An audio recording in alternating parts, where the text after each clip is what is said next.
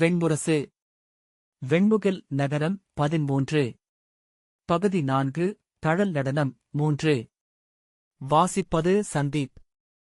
கதவு பறக்கும் நாரையின் ஒலி என கூவக் கேட்டு அர்ஜுனன் திரும்ப வாயிலில் மூச்சிறைக்க நின்றிருந்த திருபதியைக் கண்டான். இதழ்களில் புன்னகையுடன் அவளை ஏறிட்டு நோக்கியபடி அமர்ந்திருந்தான். அஞ்சி நெடுந்தொலைவு ஓடிவந்து நின்றவள் போல அவள் உடல் வியர்வையில் நனைந்து மூச்சில் விம்மிக் கொண்டிருந்தது. ஈரமான கழுத்தில் நரம்புகள் அதிர்ந்தன. தோள்குழிகள் அசைந்தன. நீர்மணிகள் ஒட்டிய இமைகளுடன் உதடுகள் ஏதோ சொல்லுக்கென விரிந்து அதிர்ந்திருக்க அவள் நின்றிருந்தாள். அவர்கள் விழிகள் கோர்த்துக் கொண்டன.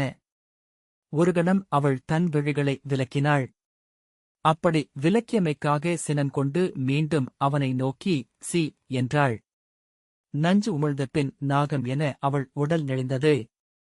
அவன் அதே புன்னகையுடன் நோக்கிக் கொண்டிருந்தான். தன் உடலெங்கும் நிறைந்திருப்பது உவகை என உணர்ந்தான். அவள் கைகளை நீட்டியபடி உள்ளே வந்து உடைந்த குரலில் நீ ஆண்மகனா என்றாள். அவள் குரல் மேலெழுந்தது. குலமகள் வயிற்றில் உதித்தவனா? கீழோன் இழிந்தோன். சிறுமையே இயல்பெனக் கொண்ட களிமகன் என்று கூவினாள். அர்ஜுனன் அவளை நோக்கி புன்னகைத்து எதையும் நான் மறுக்கப் போவதில்லை. நான் எவரென்று அனைவருக்குமே தெரியும் என்றான். பெருநோயாளி நீ. அழுகிச் சொட்டுகிறது உன் உடல்.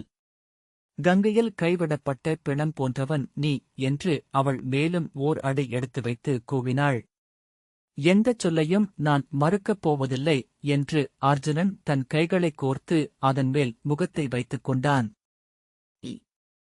நீ என்று மேலும் கைசுட்டி கொந்தளித்தபின் திருப்பதி ஒரு கணத்தில் அத்தனை சொற்களாலும் கைவிடப்பட்டு உடல் தளர்ந்து இருக்கையின்மேல் விழுந்து கைகளால் முகத்தை மூடிக்கொண்டு அழத் தொடங்கினாள். அவன் அவள் அழுவதை நோக்கிக் கொண்டு அமர்ந்திருந்தான். இரை விழுங்கும் நாகம் போல அவள் கரிய மென்கழுத்து சுருங்கி விரிந்து அதிர்ந்தது. மூடிய கைகளின் விரலிடுக்குகள் வழியாக கண்ணீர் கசிந்தது. அர்ஜுனன் எழுந்து கங்கையை நோக்கி கைகளைக் கட்டியபடி நின்றான். கொதிகலனாவே சீறுவது போல அவளிடமிருந்து எழுந்த ஒலிகளைக் கேட்டுக் கொண்டிருந்தான். பின் அவள் உடைகள் நலுங்கும் ஒலி எழுந்தது. அணிகள் மெல்ல குலுங்கின. அவன் சித்தம் செவியிலிருந்தது. வளையல்களை பதக்க மாலையின் உலைவைக் கேட்டான். காதிலாடிய குழையிலிருந்து சிறிய மணிகளின் கிலுங்கலைக் கூட பிரித்தறிந்தான். அவள் நீள்மூச்சிருந்த போதுதான் அவன் திரும்ப வேண்டுமென எதிர்பார்க்கிறாள் என்று அவனுக்கு புரிந்தது.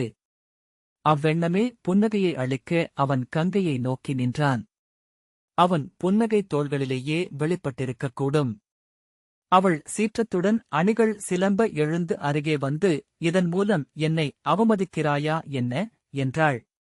அர்ஜுனன் திரும்பி அவள் விழிகளை நோக்கி எதன் மூலம் என்றான். நான் வரும்போது மாயை அவளுடைய அணிப்படையில் செல்வதைக் கண்டேன். அவளை மிகத் தொலைவில் கண்டதுமே என் அகம் உணர்ந்தது அவள் ஏன் வந்தாள், எதற்குப் பின் திரும்புகிறாள் என்று. என் நெஞ்சு முரசறைந்தது. அவளை விட்டு விழிகளை விலக்க என்னால் முடியவில்லை. அவளுடைய படகு என்னை அணுகியதும் அவள் எழுந்து நின்றாள். என்னிடம் ஏதோ சொல்லப் போகிறாள் என எண்ணினேன். எச்சொல் பேசினாலும் நான் என் பொறையுடைந்து கூச்சலிட்டிருப்பேன். ஆனால் அவள் தன் கைகளைத் தூக்கிக் கொண்டையிலிருந்து தொங்கிய வாடிய மலர்ச்சரத்தை எடுத்து கைகளில் வைத்துக் கொண்டு புன்னகை செய்தாள். அவளுடைய அவ்வசைவு இக்கணம் வரை என்னை எரியச் செய்கிறது. அவள் அதை தெரிந்து செய்யவில்லை என்று அறிவேன். ஆனால் அவள் அகம் அதை சொன்னது. இல்லை, சொன்னது உடல். அது என்னிடம் சொன்னது. திருப்பதி மூச்சிரைத்தாள். ஒவ்வாத எதையோ உண்டுவிட்டவள் என என் வயிறு குழம்பி எழுந்தது. என்னால் அணிப்படகில் அதற்குமேல் நிற்க முடியவில்லை. என்னைக் கடந்து சென்று அவளை திரும்பிப் பார்க்க என் தலை துணிவு கொள்ளவில்லை.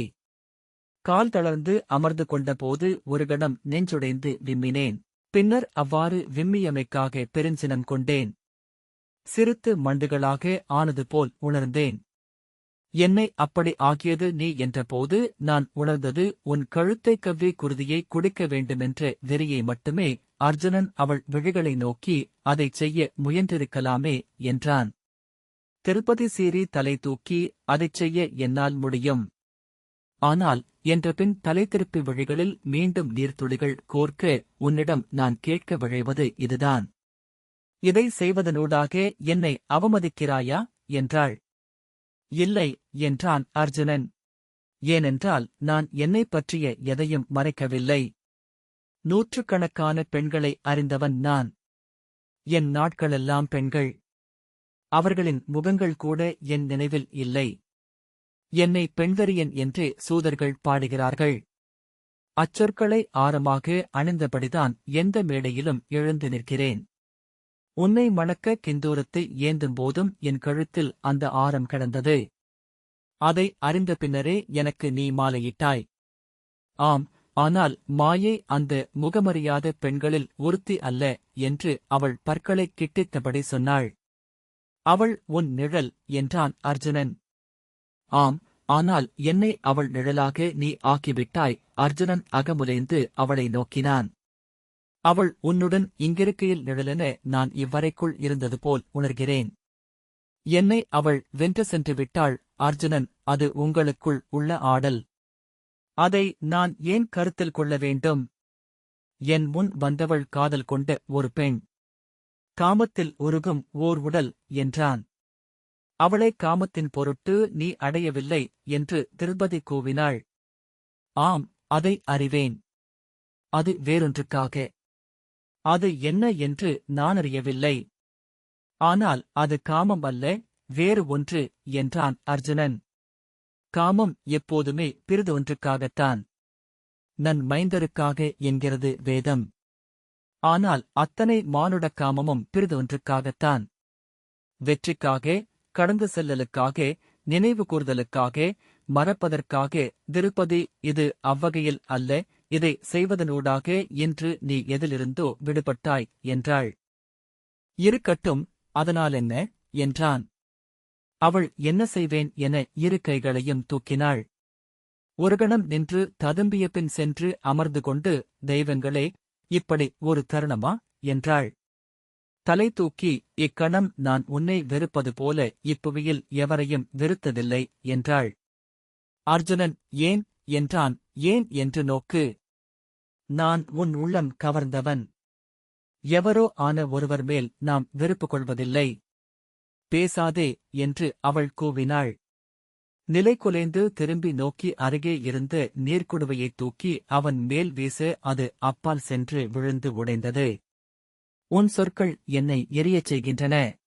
கீழ்மகன் என ஒவ்வொரு அசைவிலும் வெளிப்படும் ஒருவனை இதற்கு முன் நான் பார்த்ததில்லை என்றாள். அதைத் தொடர்ந்து அவளே எதிர்பாராதபடி ஒரு விம்மல் எழுந்தது. அர்ஜுனன் அருகே சென்று, ஏன் இந்த கொந்தளிப்பு? நான் உன்னை வென்றடைந்தவன். ஆகவே உன் கொழுநன். அதற்கென்ன? இங்கு நீ என்னுடன் இருக்க வேண்டுமென எந்நெறியும் இல்லை. இப்போதே கிளம்பிச் செல்லாமலாம்.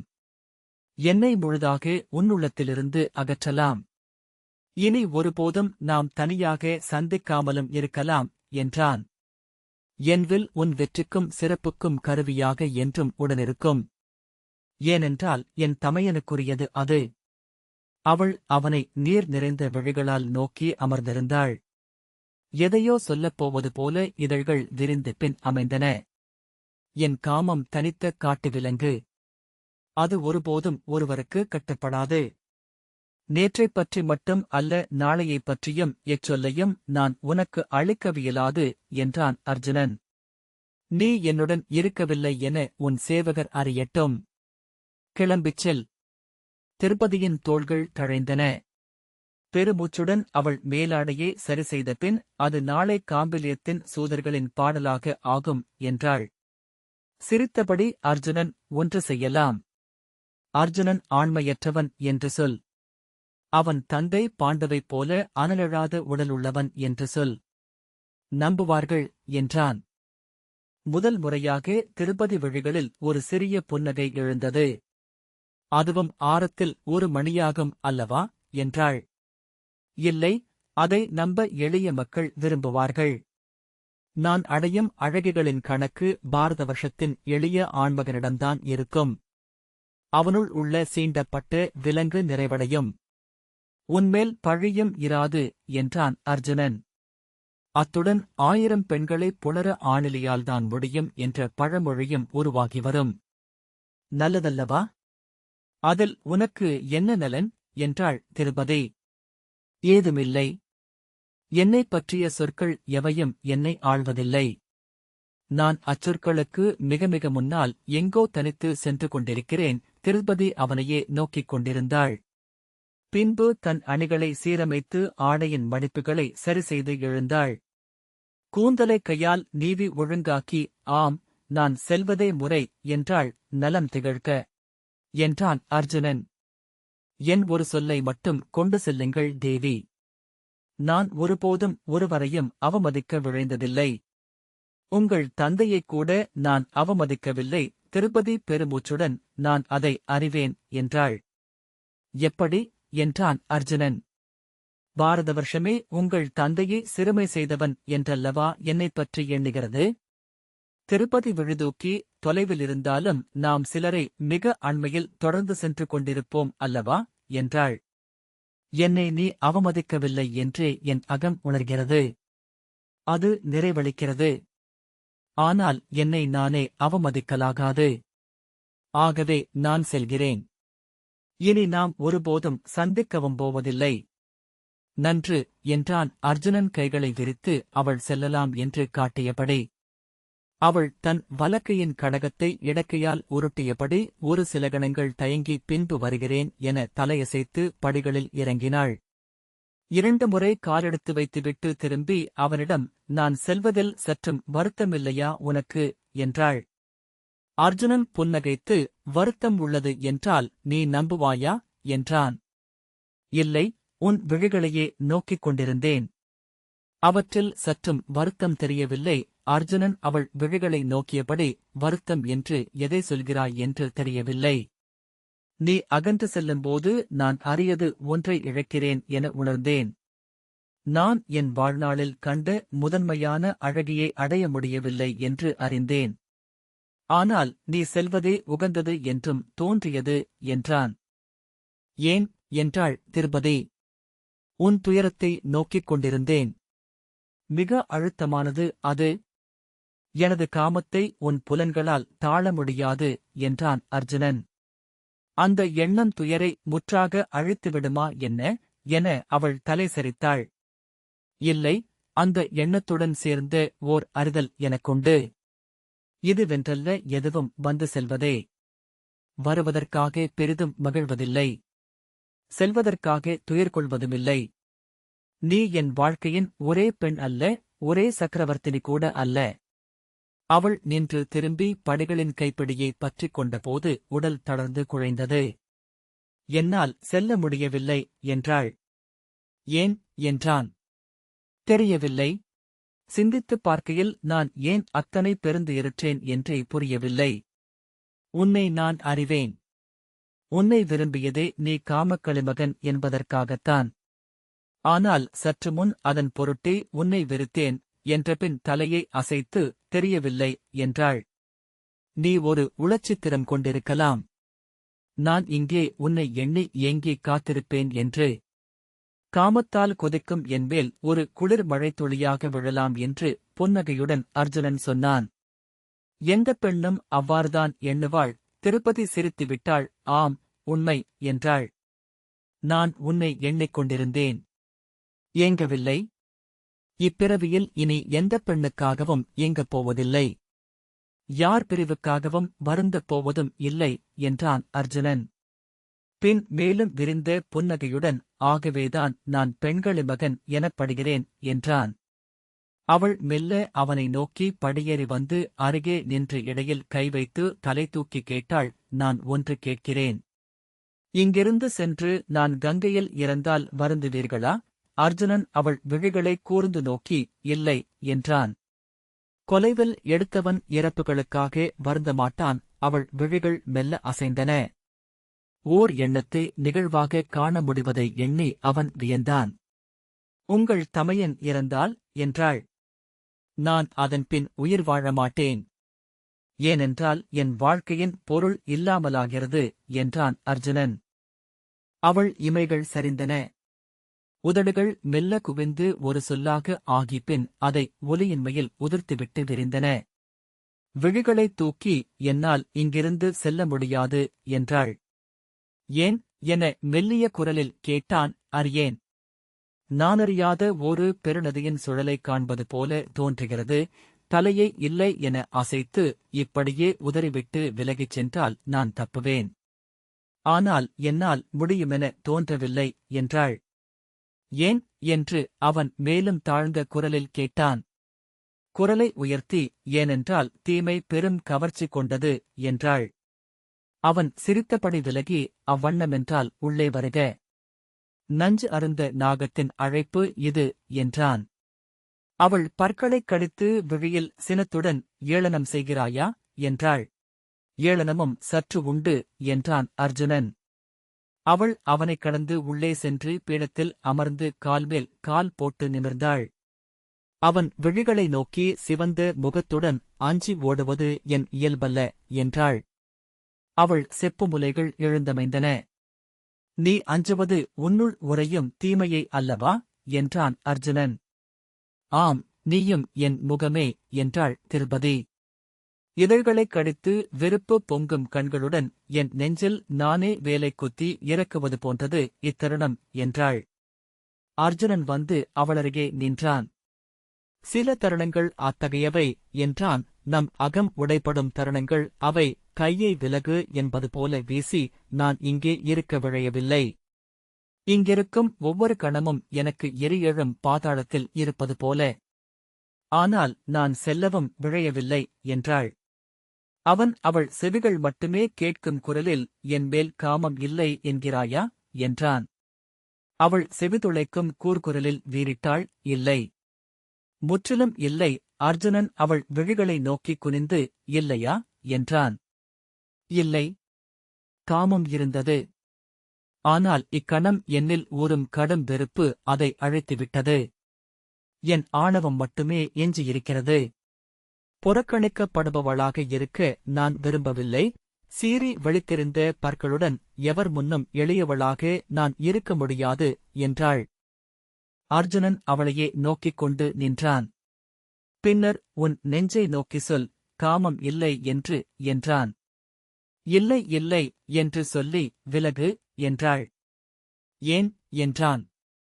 உன் வியர்வை நெடி குமட்டுகிறது. அர்ஜுனன் அவள் கைகள் மேல் கையை வைத்தான். அவள் சி என அதிர்ந்து அந்தக்கையை தட்டிவிட முனைந்தபோது மறுகையையும் பற்றிக் கொண்டான். அவள் திமிரி விலக முயல மேலாடை சரிந்து இளமுலைகள் அசைந்தன. அவ்வசைவை அவள் விழிகள் நோக்க அவள் கை தளர்ந்தது. அப்படி தளர்ந்ததை உணர்ந்த மறுகணம், சி விடு என்று அவள் திமிரி காலை தூக்கி அவன் இடைக்குக் கீழே உதைக்க முயன்றாள். அவன் எளிதாக விலகி அதைத் தவிர்த்து அவளை சுழற்றிப் பிடித்து இடைவளைத்து தன் இடையுடன் அவள் பின்பக்கத்தை இறுக்கிக் கொண்டு அவள் பின்கழுத்தின் மெல்லிய மயிர்ச்சுருள்களில் முகம் புதைத்தான். என்னை அவமதிக்காதே. விடு என்னை என்று அவள் இறுகிய பற்களுடன் சொல்லி கால்களை மண்ணில் உதைத்து எம்பினாள். அவன் அவளை 3 முறை சுழற்றி தூணுடன் முகம் சேர்த்து அழுத்திக் கொண்டான். கொன்று விடுவேன். இது என் நாடு என்று அவள் முனகினாள். அவள் முழுமையாக அசைவிழக்கும் வரை அழுத்திய பின் சற்றே விலகி அக்கணத்திலேயே அவள் கச்சின் பின்முடிச்சை அவிழ்த்து அப்படியே திருப்பி அவள் வெறும் முலைகளை தன் நெஞ்சுடன் சேர்த்துக் கொண்டான். இழிமகனே என அவள் கூவ அவள் முகத்தை இறுகப் பற்றி அசைவிலாது நிறுத்தி அவள் இதழ்களை தன் இதழ்களால் கவ்விக்கொண்டான். உயிரிழக்கும் விலங்கு என அவள் உடலின் திமிரல் மெல்ல மெல்ல தளர்ந்தது. அவன் தோள்களை நகம் அழுந்தப் பற்றியிருந்த கைகள் தளர்ந்து வளையல்கள் ஒலிக்கக் கீழே விழுந்தன. அவன் அவளை முத்தமிட்டுக் கொண்டிருக்க மெல்ல அவை மேலெழுந்து வந்து அவன் குழலை கவ்விக்கொண்டன. அந்தக் கணம் நீண்டு நீண்டு செல்ல ஒரு கணத்தில் அவள் உடல் மீண்டும் இறுகி அவனை விட்டு திமிரியது. அவன் இறுக்கி அவளைப் பற்ற அவன் நெஞ்சில் கைவைத்து தள்ளி வில்லென உடலை வளைத்தாள். அவன் அவளை விட்டதும் அதே விசையில் பின்னகர்ந்தாள். அவன் அவள் கன்னத்தை ஓங்கி அறைந்தான். அடிபட்ட கன்னத்தை கையால் பொத்தியபடி அவள் திகைத்து நிற்க அவன் முன்னகர்ந்து அவளை அள்ளித் தூக்கிக் கொண்டான். அவள் பொருளின்றி ஏதோ முனக அவன் கதவை காலால் தள்ளித் திறந்து அவளை மஞ்சத்தை நோக்கிக் கொண்டு சென்றான். பட்டுச்சேக்கை மேல் அவளைப் போட்டு அவள் மேல் பாய்ந்து தன் கைகளாலும் கால்களாலும் அவளைக் கவ்விக்கொண்டான். அவள் விழிகளில் இருந்து நீர் வழிந்து கன்னத்தில் சொட்டியது. கடும்பலை கொண்டவள் போல தலையை அசைத்தபடி முனகிக் கொண்டிருந்தாள். அவன் அவளை ஒரு துளிப்பாவை என கையாண்டான். உடல் தன் கரவுகளை எல்லாம் இழந்து வெறுமை கொண்டு கிடந்தது. பிரித்தொன்றுமில்லை என்று ஆனது. அதன்பின் அதிலுறங்கிய விதைகள் முளைத்தெழத் தொடங்கின. ஏதோ ஒரு கணத்தில் புலிக்குருளைப் போல மெல்ல உருமியபடி தன் கைநகங்கள் அவன் தோளை கவ்வி இருக்க அவனை தழுவி இறுக்கினாள். ஒன்றை ஒன்று உண்ணும் நாகங்கள் அறிந்தது. நெருப்பு மட்டுமே அறிந்தது. உடல் ஒன்றாகி ஆன்மா தன்னந்தனிமையில் தவிப்பது. அவன் ஆடையணிந்து திரும்பிய போது அவள் உடலை நன்கு சுருட்டிக் கொண்டு அழுது கொண்டிருந்தாள். அவளருகிலும் மஞ்சத்தைச் சுற்றியும் அவள் ஆடைகளும் அணிகலன்களும் சிதறிக் கிடந்தன. அவன் அவற்றை சில கணங்கள் நோக்கிய பின்பு வெளியே சென்று ஒழுகும் கங்கையை நோக்கி சற்று நேரம் நின்றிருந்தான். விண்மீன் குவைகள் போல தொலைதூர வணிகப் படகுகள் சென்றன. கங்கை மேல் இருளில் பறக்கும் பறவைகளில் சில கரை வந்து அவனைக் கடந்து மாளிகை முகடில் சென்று அமர்ந்தன. காற்று சீரான பெருக்காக இருந்தது. பின்பு அது நின்றதும் பறக்கும் சாளரத்திரை அசைவிழப்பது போல உள்ளம் அமைந்தது. நீரின் மணத்துடன் மறுகாற்று ஒன்று எழுந்து காது மடல்களைத் தொட்டது. அவன் மீண்டும் மஞ்சத்தரைக்கு வந்தபோது அவள் ஆடைகளை அணிந்து கொண்டு அதேபோல வளைந்து படுத்திருந்தாள். அவன் அவளருகே படுத்தபோது மூக்கை உறிஞ்சும் ஒலி கேட்டது. கால்களை நீட்டிக்கொண்டு மார்பின்மேல் கைகளை வைத்து கூரை முகடின் தடித்து உத்தரத்தை நோக்கினான். அக்கணமே துயிலில் மூழ்கி மறைந்தான். மெல்லிய அசைவை அறிந்து அவன் விழித்து எழுந்தான். அவன் கழுத்துக்கு மேல் சாளரத்தின் மெல்லிய ஒளியை வாங்கியபடி வாளின் நாக்கு நின்றிருந்தது. அவன் உடலிலோ விழியிலோ சற்றும் அசைவு எழவில்லை. இதழ்களில் மட்டும் மெல்லிய புன்னகை பரவியது. இருகைகளாலும் வாளைப் பற்றியிருந்த திரௌபதி அதை தூக்கிவிட்டு பெருமூச்சு விட்டாள். உடல் தளர்ந்து விழுபவள் போல மஞ்சத்தில் அமர்ந்தாள். அவன் அதே புன்னகையுடன் படுத்திருந்தான். அவள் சீற்றத்துடன் திரும்பி அவனை நோக்கி, கொல்ல மாட்டேன் என்று எண்ணினாயா என்றாள். இல்லை, என்னால் முடியாதென்று நினைக்கிறாயா? அவள் முகத்தில் கூந்தலிழைகள் வியர்வையில் ஒட்டியிருந்தன. நெடுநேரம் தலையணையில் பதிந்திருந்த முகத்தில் துணியின் பதிவிருந்தது. அர்ஜுனன் இல்லை என்றான். எவராலும் கொல்ல முடியும். கொல்வதைப் போல எளியது பிறிதில்லை. வாளேந்திய கை எண்ணாவிட்டாலும் கூட வாள் அதை செய்யக்கூடும். அவள் விழிகள் அசைந்தன. ஆனால் எனக்கு முற்றிலும் இல்லாத ஓர் உணர்வு என்றால் உயிரச்சந்தான் என்றான் அர்ஜுனன். என் கைகளால் இதற்குள் பல நூறு பேரைக் கொன்றிருப்பேன். ஆகவே நான் உயிரச்சம் கொள்ளலாகாது என்பதே அறம். திருப்பதி வாளைத் தூக்கி அதை நோக்கினாள். வெட்டுவதற்கு ஒரு கணம் முன்னர் கூட வெட்டிவிடுவேன் என்றுதான் எண்ணியிருந்தேன் என்றாள். துயில்கையில் வெட்டுவது அறமல்ல என்று தோன்றியதா என்றான் அர்ஜுனன். இல்லை, துயிலும்போதன்றி உன்னை என்னால் கொல்ல முடியாது. என் வாள் உயர்ந்ததுமே உன் இமைகள் அசைந்தன. அதனால் கூட என் கை தளர்ந்திருக்கலாம். அர்ஜுனன், ஆம், என்னை துயிலற்றவன் என்கிறார்கள் என்றான். அவன் திரும்பி கையை தலைக்கு வைத்து ஒரு கழுத்து படுத்துக்கொண்டு, நீ மீண்டும் முயலலாம் என்றான். அவள் தன் கரிய விழிகளால் அவனை கூர்ந்து நோக்கினாள்.